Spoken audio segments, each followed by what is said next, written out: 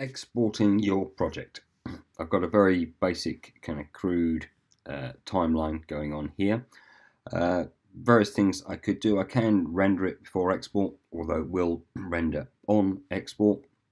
What I want to make sure is that I haven't got any video tracks turned off that I want to use, so I don't want that on, and I don't want audio tracks muted unless I definitely don't want them there.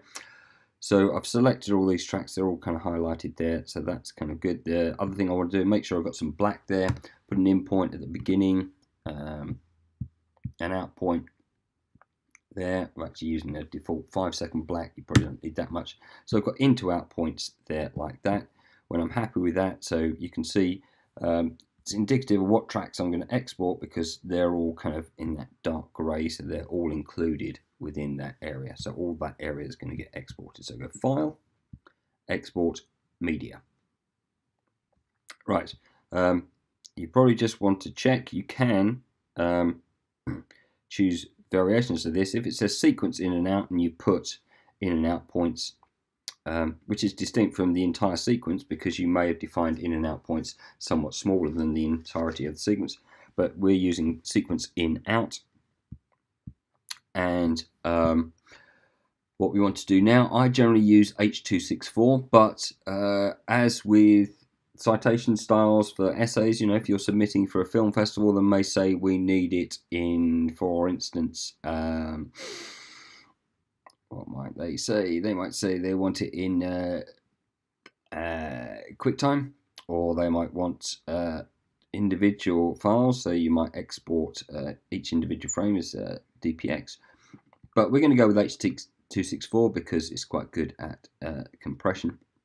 And I'm going to assume that I want to kick this out to YouTube at high definition 1080p.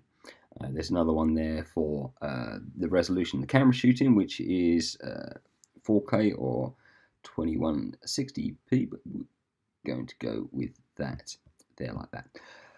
Then you want to give it a name and a directory, so it inherits the name of the sequence, but that may not be appropriate. In this case, let's assume it is, so I can click yeah, that's all good, and it's going to go where I want it to go.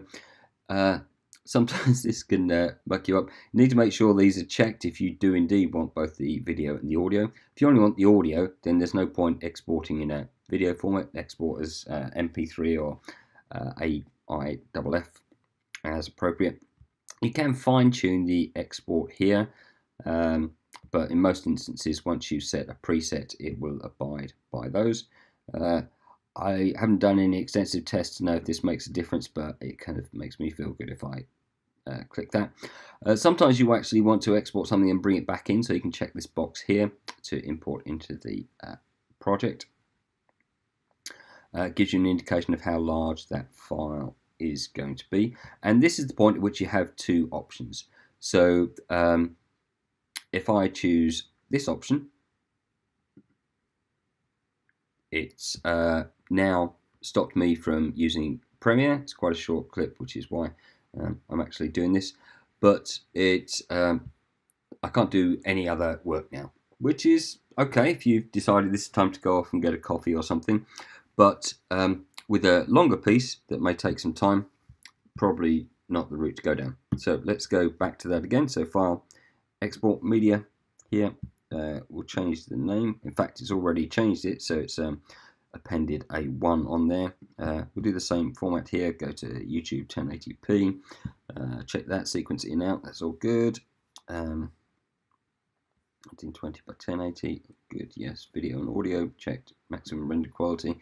This time I'm going to click Q, and I've already got Media Encoder open. But if it's not open, it will launch, and then what it will do is it will stack it up here. I could then go back and export other variations of that, highlight all the ones that are listed here. There's only one at the moment, and then click this. Now immediately I can go back into Premiere and do another kind of version, or set up some more exports to take place. So you should consider using the Media Encoder. Came across it in doing proxies, but it's a way in which you can carry on working maybe on a different sequence or doing another export but that is the preferred method for exporting media.